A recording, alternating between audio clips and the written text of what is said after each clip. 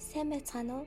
Энэхүү бичлэгээр Ito Junji Collection-ы хамгийн сэтгэл татан дүр болох Kawakami Tomie-гийн 9-р ангийг ярих болно. Мөн бичлэг дээр лайк, subscribe дарж комент чинь дэмжээрэй. Баярлалаа. Mori Sensei үзэгслэн маш сайхан болж байна.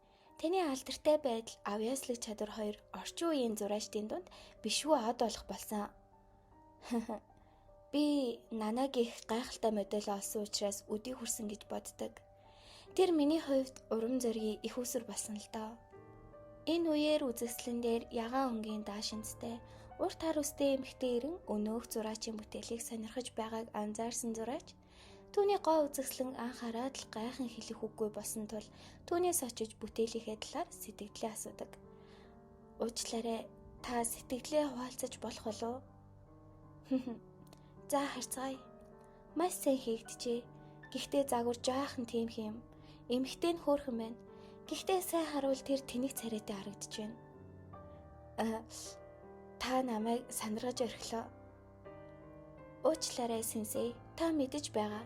Загвараа жаахан өөрчилсөн бол таны зургууд илүү сайн байх байсан гэдгийг та өрөөч мэдж байгаа.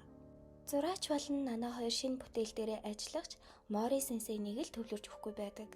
Гэсэн ч үргэлжлүүлэн зураг зурж байх үед гаднаас энэ ангийн гол дүр Tomie шоолонгуй нэгэд ороод ирдэг.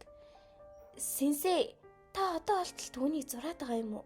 Түүнийг зурхаа болно гэж байснаа санахгүй байгаа юм уу? Оронд нь би байвал яаж вэ? Та үнэхээр түнд ингэж хэлсэн үний юм уу Сенсей? Арайч дээ.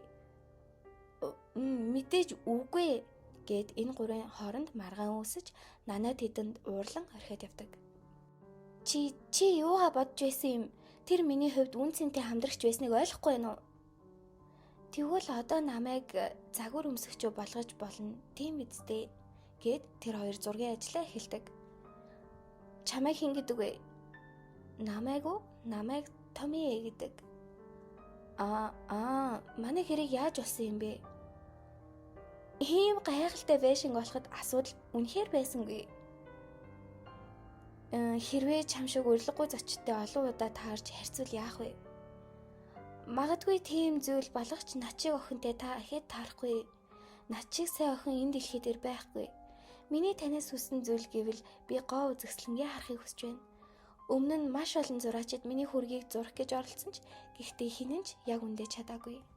Орой боллоо. Эхлүүлсэн ажил дуусаж зураач зургаа Tomie-д үзүүлэхэд нөгөөт нь үхтлээ инээж. Сенсей, чи үнэхээр инээдтэй юм аа. Энэ зураг миний гоо үзэсгэлэнгийн 10%-ийг ч илэрхийлж чадахгүй юм биш үү? Урам хугарчлаа. Би таны хит өндрөөр үнэлсэн байж магадгүй. Надад авьяасгүй урам бүтээлчд хэрэггүй гэд яваад өгдөг. Ганцаараа дарсан яахаараа миний зураг таалагддаггүй юм. Юу нь инээдтэй байсан гэж би түүнийг дахиад зурнаа. Ахиад зурна. Tomie гэд зураач аль хэдийнэ Tomie донцсон гэхүү бүрэн автчихсан байдаг. Tomie зурсан үнэхээр л бүтэл муутай, өөрт нь ч тэр зураг нь таалагддаггүй. Нэг бааранд арх уугаа сууж байхад найз нь үрээд ирдэг. Сайн уу Mori? Дараагийн үзэсгэлэн хойшлогдсон гэж сонсон. Юу болоо вэ? Яах вэ нэг тиймэрхүү зүйл болсон. Нэрээ чи Яватаг алдартай болж байгааг мэдсэн үү? Нөгөө баримлч. Тэр сүүлийн үед үзэсгэлэнгээ нилээ тогтмол зарлж байгаа. Сүүлд нэг модельтэй болсон. За нэр нь юу илээ дээ? Сандаггүй. Гэхдээ би гадуур хамт явж байх үед нь зургийг дарсан. Мэ хардаа. Энэ Tomie штэ. Чи яаж тэндий? Нэрээ түүний нэр нь Tomie штэ. Нөгөө баарнаасаа гарan баримлж Яватагийн очдог. Хаалгыг балбаж онгойлготол нөгөөтг нь сүн сүргүй болсон амтан хаалга нээж өгнө. Юу эрэхтэй юм? Сүүлийн үед чиний баримлууд их алдартай болж байгаа гэсэн харах гэж ирлээ л дээ. Би тэднийг хэн ч харуулахгүй, чадахгүй.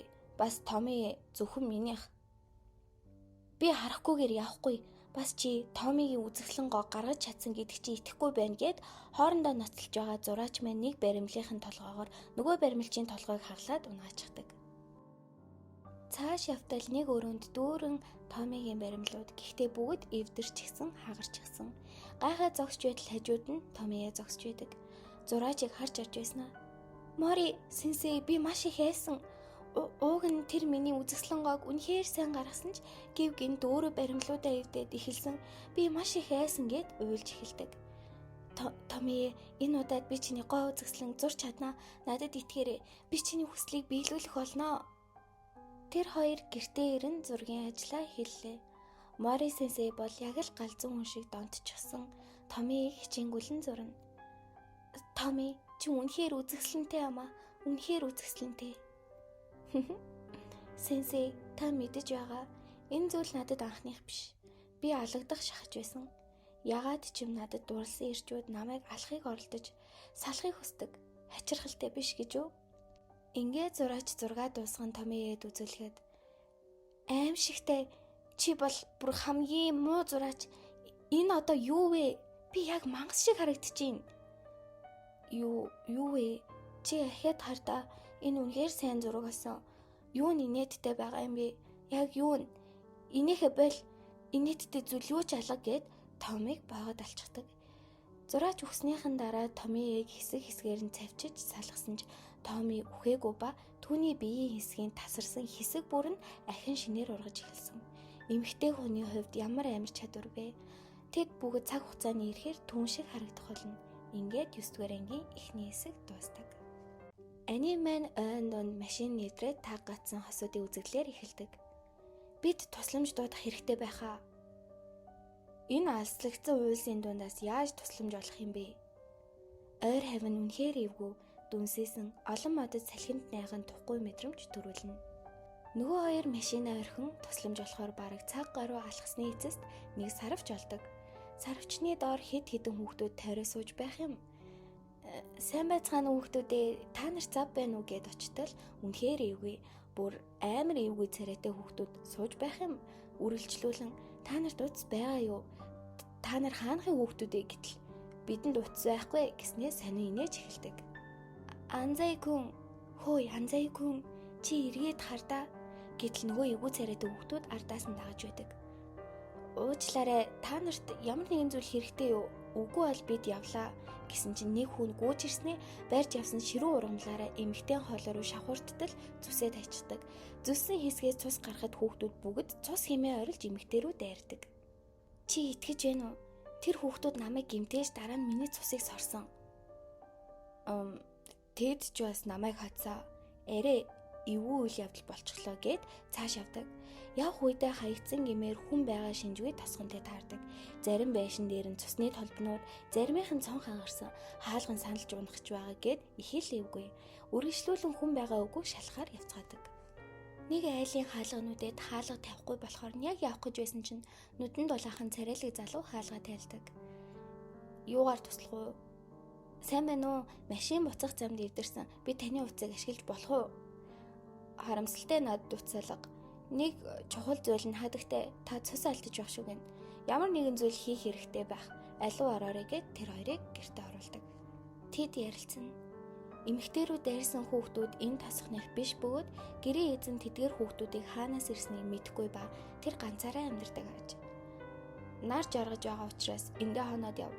Эмэгтэй, таны бие дээрцсэн үү? Тийм ээ, арай дээрдлээ.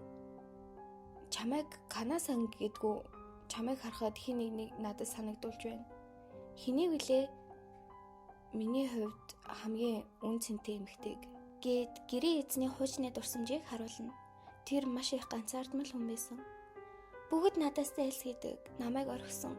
Чи ч гэсэн цаг нь болохоор надаас явна. Би цусаа хүртэл өөрөөсөө явуулахыг хичээж байна.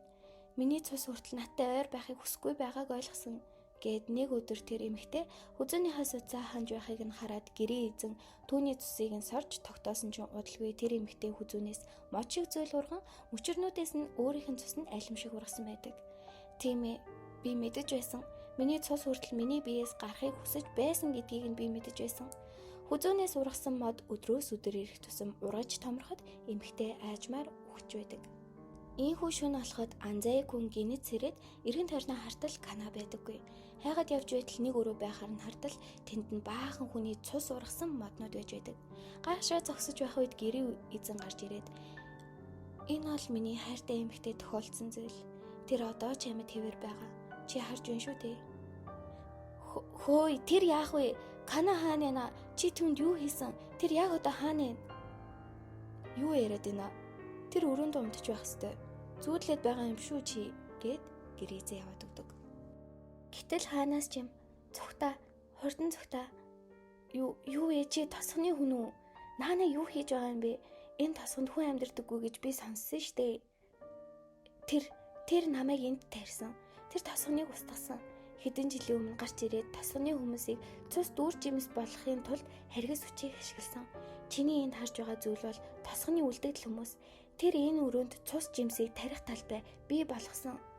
Өрөө рүүгээ буцаж очиход канаа сууж байдаг ба алив эндээс хоёлаа хурдан явъя гэд хэлтэл гэрээ эзэн ардаас нь та хоёр зүгтэх боломж байхгүй. Та хоёр гарцаагүй буцаж ирнэ. Чи хүзүүг нь хардаа гэтэл нөгөө мочиг зүйл нь канагийн хүзүүнээс ургачихсан байдаг. Юу ч болсон өнгөрсөн гэд канааг дагуулсан явахаар шийддэг. Анзэй хүн би цаашаа явж чадахгүй ни жаахан завсарлага авъя гэд хэсэг амархаар болдог. Тэгсэн чинь Анзэй хүний гаран дээр бас тэр цусан жимс ургачихсан байдаг. Тухайн үедээ тэр өрөөнд зүгт гээд байсан өвөөгөөс ямар нэгэн арга чарга байгаа юу гэж асуухад байгаа чи өөрийнхөө биеэс ургасан жимсийг идэж болно. Гэхдээ бусдын цусыг идэх хүсэл маш их төрнө гэж хэлж байсныг бодоо сууж байх үед Кана аль хэдийнэ өөрийнхөө цусыг амтрахын идээд сууж байдаг. Ийхүү Эдо Жүнжи коллекшны 9 дугаар анги маань дуусж байгаа юм.